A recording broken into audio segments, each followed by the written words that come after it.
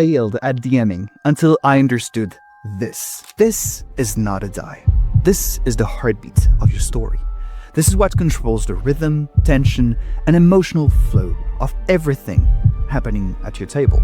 But it's random, which can be a problem. For years, I thought dice fudging was about honesty versus cheating, but I was asking the wrong question entirely. What if the real question isn't whether to fudge your dice, but how to conduct the symphony they're meant to create? I've been DMing for over 20 years, and today I'm going to show you the 3 stages every DM goes through with dice decisions. Each stage teaches you something that's very important, but stage 3 reveals why most advice on dice fudging completely misses the point. By the end, you will know exactly when to honor the dice results and when to make a different choice. Not because you're cheating, but because you finally understand what dice are actually for. Picture this.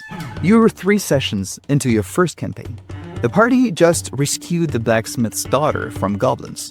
They're a bit hurt, escorting her home through the forest. Everyone's relaxed, role-playing, sharing their backstories. Beautiful character development happening. You roll for random encounters, and the dice say, owlbear. Now, here's where the dilemma hits. Behind your screen, you roll the owlbear stealth. Natural 20. Huh. Okay, so this thing gets a surprise round on the injured party and their helpless NPC companion. You roll its attack on the blacksmith's daughter. Another high roll. Then damage. Okay, that amount would instantly kill her. The dice say she dies horribly right after being rescued, turning a heroic moment into a tragedy. But this isn't dramatic storytelling. It's random, cruel, and probably won't lead to a lot of fun for anyone. This happened to me when I first started DMing, and I decided to fudge for the first time. Okay guys, so the owlbear misses. The party got a normal encounter instead of a traumatic gut punch. After defeating the creature, you keep on walking in the woods, and you reach the village. The daughter made it home. You are celebrated as heroes, and that night, you feast with the villagers. But that night, I went home feeling like a fraud. Had I cheated? Had I robbed my players of authentic consequences? This had me thinking for months. Here's what I didn't understand yet. I was treating dice like they were the game itself, instead of recognizing them as tools that serve the game. Iconic and important tools, but tools nonetheless. Ingredients needed for a great session. And here's the thing about ingredients. A chef doesn't serve them raw just because they're authentic. They transform those ingredients into something meaningful that tastes good. A few sessions after my first encounter with dice fudging, the party was infiltrating a corrupt noble's mansion. That spent 2 sessions planning, gathering information, preparing disguises. This was their Ocean's 11 moment. And then came the guard patrols. Okay. I tried to hide behind the pillars. I rolled for the guard captain's perception check against their stealth. Natural 20. He was looking directly at the party's hiding spot. Following the dice's results meant their elaborate heist would end before it began. 2 sessions of preparation destroyed by random chance. No clever solution, no dramatic chase. So, I fudged it. Again. The captain rolled a 15 instead. Captain stops, looking around, and he starts to meticulously check every inch of the room. What'd you do? High enough to create tension, but not high enough to spot them immediately. Okay, so can we cast minor illusion to have him go a different way? Well, you can certainly try. The heist became more exciting for everyone. But here's the thing. I still felt terrible about it, not because I'd fudged, but because I didn't have a framework for when and why to make these choices. I was operating purely on gut instinct and anxiety. And even worse, after a while, fudging became second nature and my players started to feel something was off. No catastrophic failures ever. So tension slowly became artificial. That's the beginner's dilemma in a nutshell. We know something feels wrong about certain dice results, but we don't have the experience or philosophy to handle it confidently. So every time I fudged a roll, I'd spend a lot of time second-guessing myself. Was that the right call? Am I ruining the game's integrity? What if my players find out and lose trust in me? And yeah, they kinda did. So I started looking for advice and quickly found veteran DMs speaking with absolute certainty. Never fudge. Ever.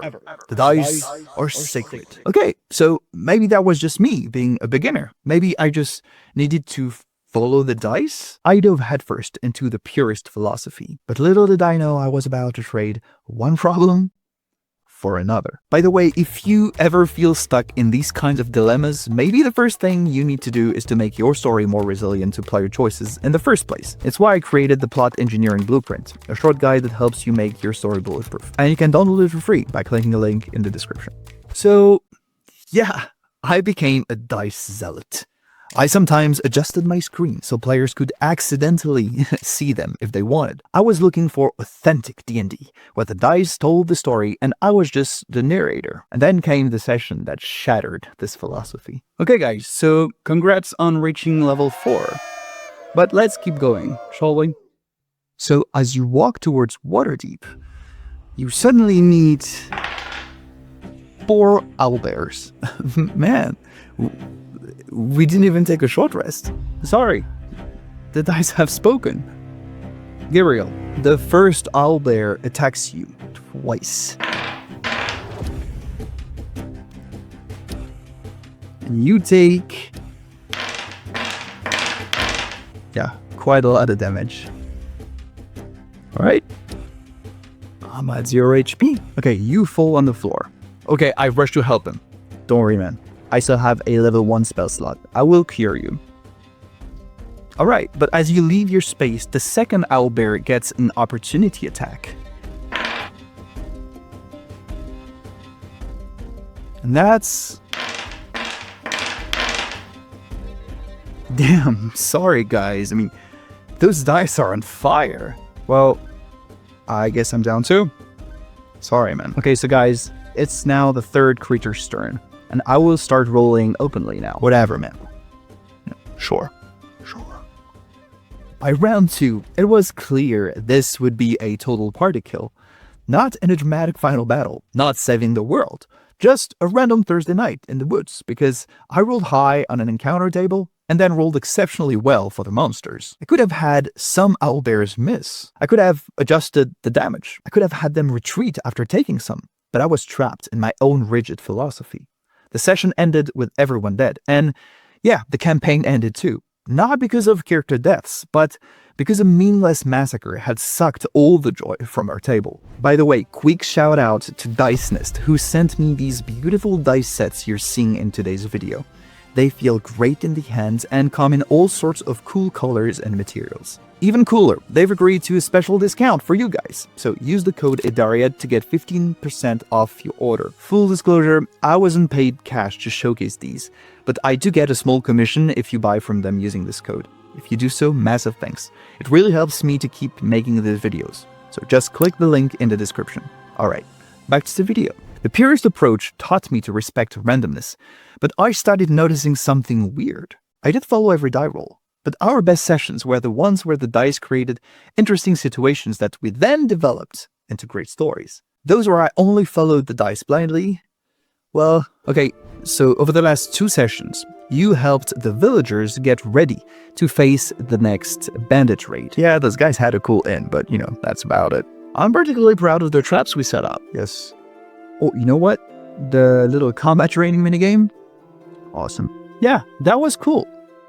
Okay, so now the bandits are approaching, and the bandit leader, sorry guys, got a natural 20 at his insight check. He spots your main trap. Have a look if you don't trust me. This kept going. I rolled insanely high, and this random bandit leader was suddenly Sherlock Holmes, instantly deducing every preparation the party had made. 2 sessions of planning negated by 3 lucky rolls. But yeah, I kept playing it straight. The bandits avoided every trap, countered every strategy. What should have been the payoff for smart preparation became a lesson in futility. Some tables, might have liked it, but my players learned that planning was pointless when random dice could make any enemy a tactical genius. The purest prison confuses honesty with good gaming. It assumes that random results automatically create good moments. It prioritizes mechanical integrity over player experience. The truth is, Pure randomness often creates unsatisfying narratives. Real life is full of anticlimaxes and meaningless events.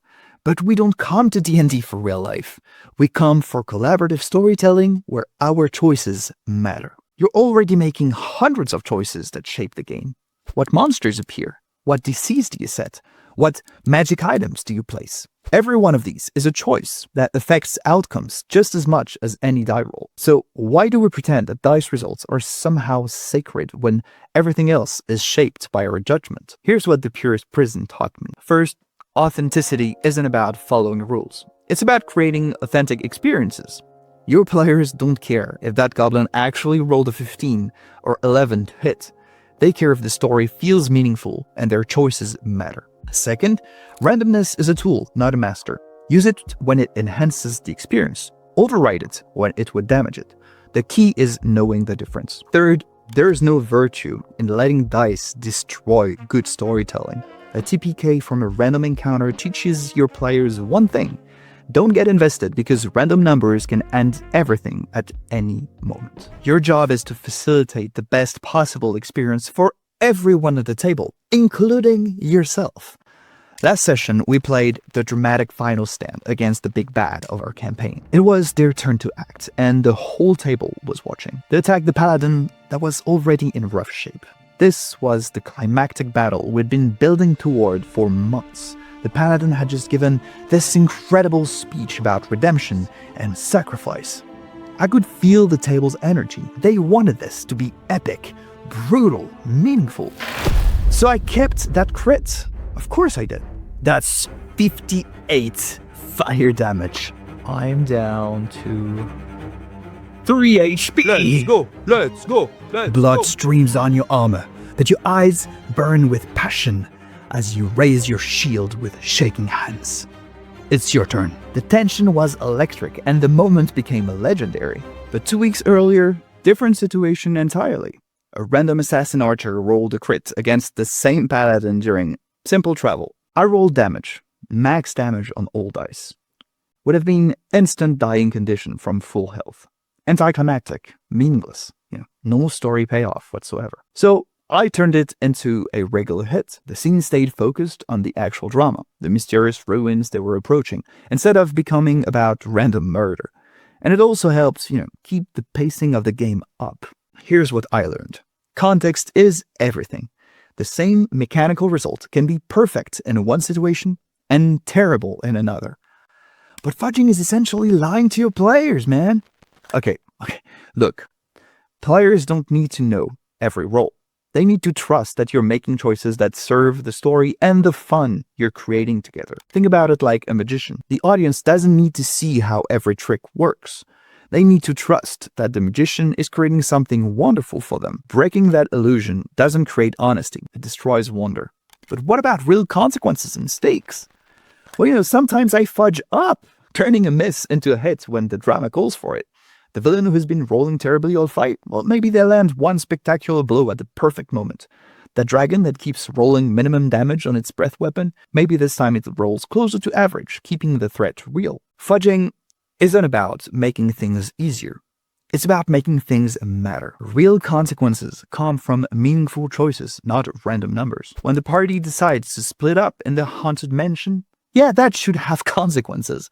When they choose to trust the obviously suspicious NPC, that should matter as well.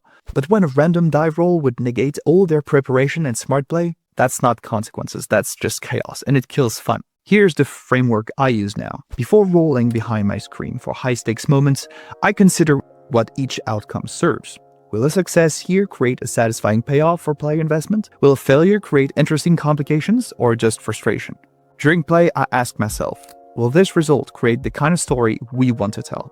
Not easier, not harder, but better, more engaging, more meaningful. And most importantly, I remember, I'm not serving the dice. I'm serving the experience. My job is to make sure everyone is having fun. It's not my story. It's our story. The secret I wish I understood from day one is great DMing isn't about following rules or breaking them. It's about reading the room and making choices that serve the story everyone wants to tell. It's ultimately more respectful to players and to the game. So now you know when to fudge dice and when to avoid doing it. But yeah, something's still missing. How do you set up your campaign's foundations to ensure you and your players have the most fun? Because quite often, everything goes off the rails from the very start. So click on this video next to know how to avoid the 7 classic campaign opening mistakes that prevent any good story from growing, and, how to fix them.